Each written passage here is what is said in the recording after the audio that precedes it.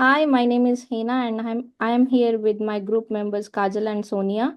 Today we are going to present a journal article titled Consumer Perception and Purchasing Behavior Towards Counterfeit Products Effects on Original Brand Image. This presentation is a part of assessment 2. The article focuses on how consumers think about and interact with counterfeit products and whether this behavior impacts the image of original and authentic brands. Next slide, introduction.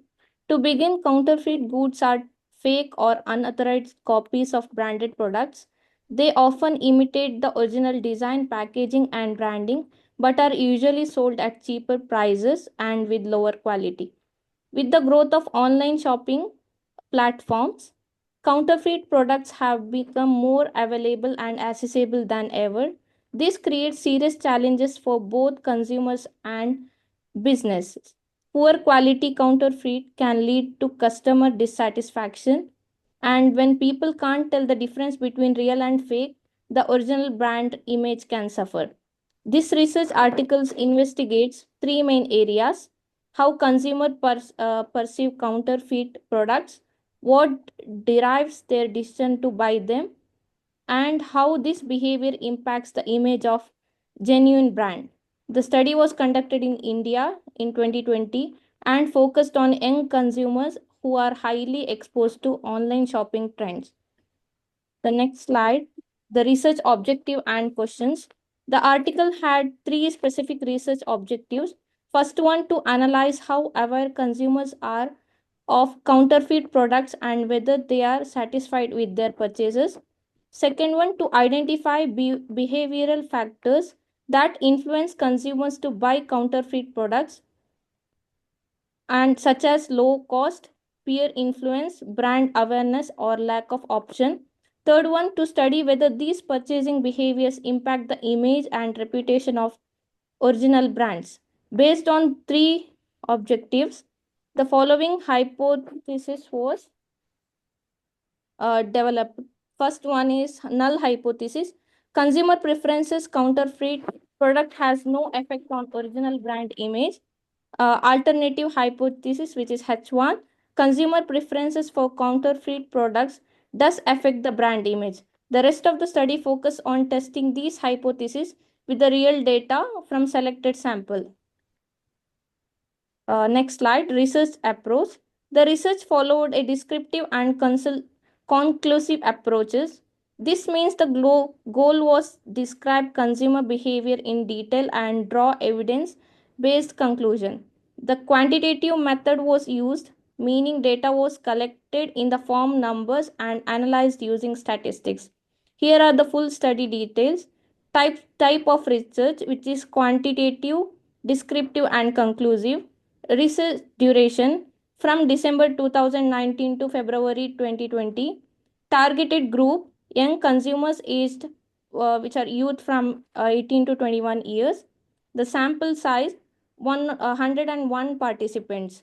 This structured approach allowed the researchers to collect meaningful data and test the hypothesis properly. Next slide, which says about methodology. The sampling method used was convenient random sampling, which involves selecting participants who are easily available and willing to respond. The data was collected using Google Forms, which is efficient for reaching young and techie savvy consumers. Analysis was done using SPSS version 20 and Microsoft Excel, which helped the process and responses and run statistical tests. Before conducting the full study, a pilot survey with 10 participants was done to test and improve the clarity of questionnaire.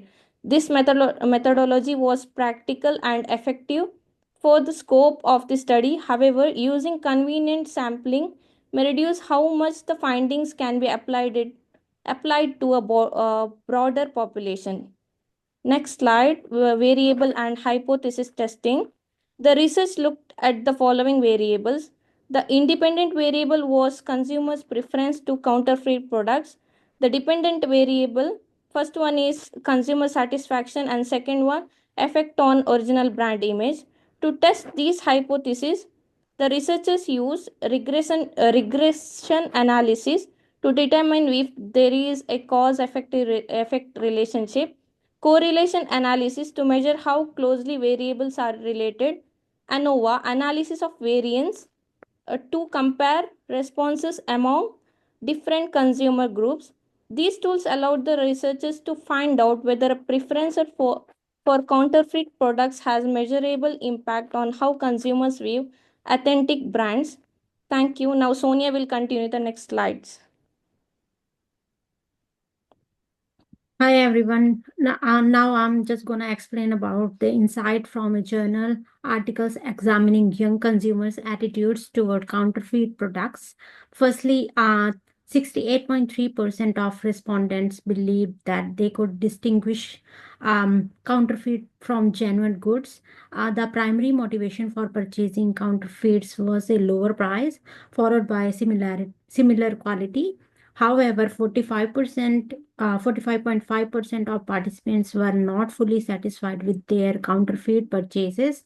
A key finding was ethical ambiguity. Many respondents were unsure whether buying counterfeits is unethical or not. This points to a complex and nuanced attitude toward counterfeit consumption. These results reflect a complex attitude among young consumers toward counterfeit goods. Next slide, please. Statistical analysis overview. Statistical tests revealed some interesting outcomes. A regression analysis showed no impact of recognition ability on satisfaction. R square was 0.00. A correlation test found a very weak link between access to fakes and unemployment with R is equal to 0.046. Lastly, ANOVA a result indicated no significant effect of counterfeit preferences on brand image with a p-value of 0.487. These findings support the null hypothesis. Consumers' preference for counterfeits doesn't significantly harm brand product. Next slide, please. So, is comparative literature review. Lopez et al. 2020 argued that counterfeits can damage brand integrity. When counterfeit version calculates, they raise doubt about authenticity, similar to when a brand is involved in unethical practices. This contrasts with Chelesme et al. 2020, who found no significant impact of counterfeits on brand image. Another study, Sun et al. 2020, points out that the role of online platform, they often fails to take action against counterfeit sellers, especially when they profit from both fake and genuine products. This can harm brand trust. On the flip side, another study conducted by the Swensons et al. In 2022, which offers a different perspectives and provide information about like counterfeits might actually benefit brands by increasing visibility and recognition, and they make sure the consumers more eager to buy the real products. Next slide, please. Next points are some other studies also conducted by Parrott et al. In 2024, which suggest that exposure to counterfeit luxury goods undermines exclusivity and harms brand perception. This again contrasts the Chelesme et al.'s neutral findings. Furthermore, another study conducted by ACOG in 2019, which found that US consumers sometimes buy counterfeits to maintain a social image, which inadvertently harms brand authenticity, a factor Chelesme et al. Didn't explore about that one. Then another study in 2023 conducted by Jiang et al. Emphasized ethical misconduct, people they knowingly buy fake products to maintain a luxury image, and Lee et al. In 2022 introduced that peer pressure and social capital as major drivers for counterfeit consumption among youth, also missing, which is also missing in Jalasmi analysis. Next slide, please. Further, we go for the discussion and interpretation of the journal article. Most consumers prefer genuine brands for quality, but many are still open to counterfeits if the price is right. This shows that awareness of fake products doesn't guarantee ethical or satisfying consumption. What's most striking is that despite common belief, the study found no significant statistical evidence that counterfeit uses harms brand image, at least among younger consumers.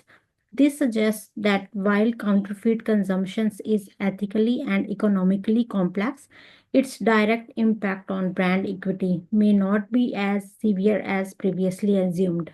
And now I will just let Kajal to continue with the other slides. Hi, my name is Kajal Devi and my student ID is 60576 and I am talking about critical evaluation of the paper. Let's critically evaluate the strengths and weaknesses of the study. Starting with the strengths, the topic is highly relevant. Counterfeit consumption is a big issue in branding and consumer behavior, especially with younger consumers who are active in both online and offline markets. The paper also uses established statistical tools like ANOVA and regression. This gives the research a strong methodological foundation, allowing for objective analysis rather than just opinion based results. Additionally, the study is structured around a clear hypothesis with measurable variables, which is good practice in academic research. However, there are key weaknesses to consider. First, the sample size is narrow. It only includes 18 to 21 years old students from Bangalore.